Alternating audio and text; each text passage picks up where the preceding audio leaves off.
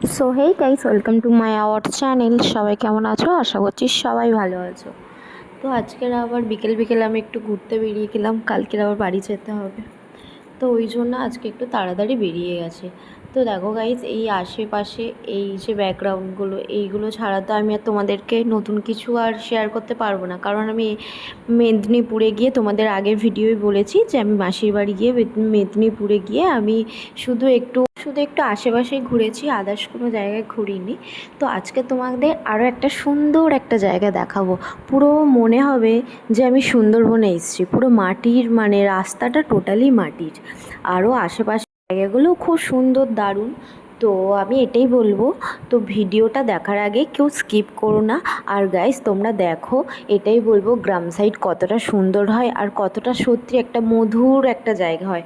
শহরটাও ভালো, খারাপ না, কিন্তু আমার মনে হয় আমি গ্রামে যত সুন্দর একটা প্রাকৃতিক আবহাওয়া, যতটা সুন্দর ফিল করতে পারবো, এই কলকাতায় এসে অত সুন্দর প্রাকৃতিক আবহাওয়া আমি অত সুন্দর ফিল করতে পারবো না। তো গাইস, আমি তো সেরকম ওখানে এইদিক ওদিক যেতে পারিনি, শুধু রাস্তায় ঘুরেছি আর আশেপাশে গিয়েছি, তাই তোমাদের শুধু ওই ভিউগুলোকেই শেয়ার করব। আর হ্যাঁ, তোমরা শুধু দেখতে থাকো, আর যদি আমার ভিডিও ভালো লেগে থাকে, লাইক কমেন্ট শেয়ার। তোমরা কেউ কমেন্টও করছো না, কিন্তু যাই হোক গাইস, তোমরা দেখতে থাকো, আর বেশি কথা বলে লাভ নেই। তো তারপরে আমি সকালে ঘুম থেকে উঠেই আজকে বেরোনোর কথা, মানে আজকে বাড়ি যাওয়ার কথা ছিল। তো আজকে বাড়ি গেলাম না, এই কারণে একটু প্রবলেম হয়ে গেছিলো বলে, তাই আমরা আজকে বাড়ি যাইনি। তারপর তোমাদেরকে বললাম যে আমি একটা পার্কে ঘুরতে গেছি, সেই পার্কে ভিডিওটা আমি দেখানো হয়নি, তাই এই ভিডিওতে আমি তোমাদের এই পার্কের ভিডিওটা শেয়ার করলাম। তো এখানে না গাইস, আমরা যদি দিনের বেলা আসতাম না, ফটোশ্যুট করার খুব সুন্দর জায়গা।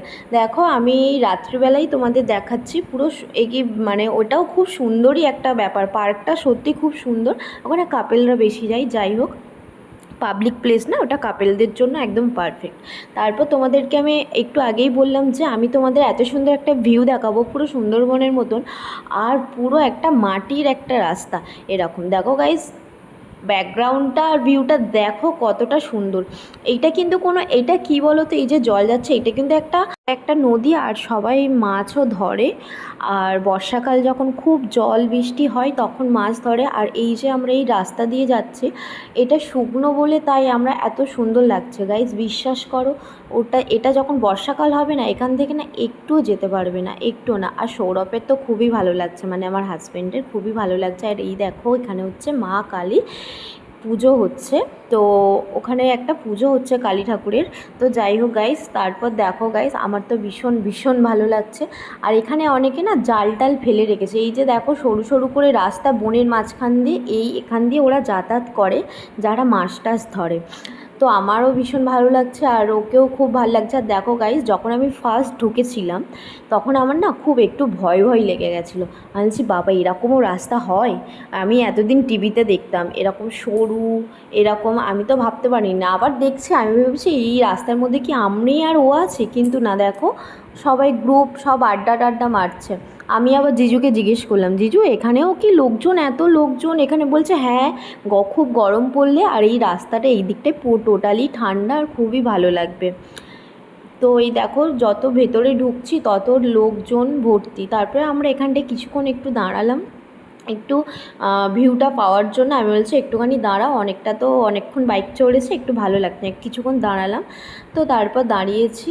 তো ওই দেখো, সৌরভও তো কথা বলছে জিজুর সাথে, আর আমিও কথা বলছি, আর আমার তো ভীষণই ভালো লাগছে। দেখো গাইস, আমাদের পেছন সাইডটা কতটা একটা, হ্যাঁ যতটা দিনের বেলা সুন্দর লাগছে, আর এটা বলবো রাত্রিবেলা ততটা একটা ভয়ঙ্কর একটা ব্যাপার, পুরো অন্ধকার, ঘুটঘুটে অন্ধকার। কীরকম লাগবে তোমরা একটু ফিল করো, একটু ভুতুড়ে ভুতুড়ে ভাব। তো এখানে যতটাই যাব ততটাই এরকম নদী দেখতে পাবো, আর খুব সুন্দরও লাগবে। আর এখানে সবসময় বেশিটাটা এখানে কি বলো তো গাইস, এখানে একটু নোনা মাছ, এখানে এই নদীতে না অনেক মাছ টাছ ওঠে। আর সবাই ওই এখানকার লোক বলতে হবে না, বর্ষা হলেই একদম, মানে কি বলবো, এই মাছ টাছ ধরে। তো তারপর তো আমরা যেখানটায় যাব বললাম, তো আমরা তো এখানটায় চলেই এসেছি। আর কি বলবো, আরও এই দেখো যত যাচ্ছি তত এই রকমই রাস্তা, এর থেকে আর ভালো খাস কোনো সুন্দর রাস্তা নেই, এরকম মাটির রাস্তা। তো ভাবো আমরা আর ওই দিক সাইডে, এদিকে হচ্ছে মাটির রাস্তা, আর ওই অপোজিট সাইডে হচ্ছে পাকার রাস্তা। তো ফাইনালি আমাদের ঘুরে আসা হয়ে গেল। তারপর আমরা রাত্রিবেলা আর ভিডিও করা হয়নি। তারপর আমরা আগের দিন তো তাড়াতাড়ি বেরোতে পারিনি, তার পরের দিন তাড়াতাড়ি বেরিয়েছিলাম। ওই জন্য আমরা খুব টায়ার্ড এসছি, কোনো রকম ডিনারটা করেছি, তাড়াতাড়ি উঠে গেছি, কারণ খুব সকালের গাড়িটা ছিল ওই জন্য। তারপরের দিন হচ্ছে জামাই ষষ্ঠী, তারপর বাড়িতে আসলাম। তো জামাই ষষ্ঠীর দিন আমি বাড়িতে আসলাম। বাড়িতে আসার পর দেখো গাইস, আমার একটা দিদিভাইয়ের জন্মদিন। তো ওখানে ওর এত ভালো দিনে জন্মদিন, যেদিন জামাই ষষ্ঠী সেদিনই ওর জন্মদিন। তো গাইস দেখো, ও এবার কেক কাটছে, আর পাশে একটা জামাইদের জন্য আর একটা ছোট্ট একটা কেক আনা হয়েছে জামাই ষষ্ঠীর জন্য। তো গাইস এই দেখো দিদিভাই কেক কাটছে আর সবাইকে দিচ্ছে, আর সবাই তো খুব খুব মানে এত চিৎকার করছে, দেখো কত লোকজন, সব হচ্ছে আমার বোন, দিদি, বৌদি সবাই একসঙ্গে মিলে এই দিনটা আমরা খুব মজা করি। পরের দিন আমি শ্বশুরবাড়ি চলে আসলাম। ভালো লেগে থাকলে লাইক, কমেন্ট, শেয়ার।